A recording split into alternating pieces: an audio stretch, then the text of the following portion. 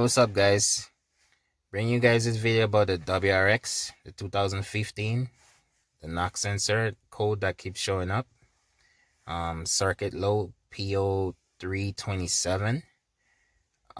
If you keep getting that code, you gotta actually physically go test the sensor and check the wiring for it. You can't just keep resetting, because if every time you keep resetting, the code is gonna keep coming back.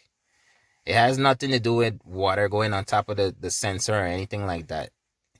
In my case, the sensor was actually bad, and my dam keep dropping, and I keep just getting like random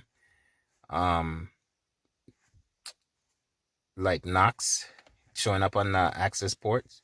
But since I changed it, everything is working fine now. I don't have any like random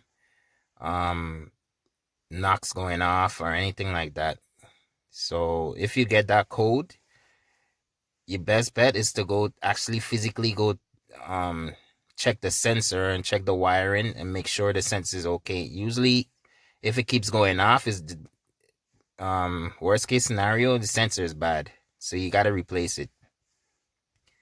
So I'm just letting you guys know.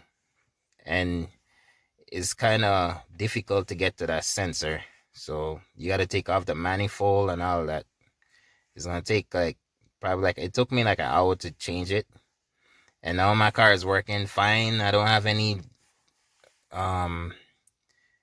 random knocks or anything like that going off on the access port. Everything is good. So I mean, just let you guys know and updating you guys. Stay tuned for more videos.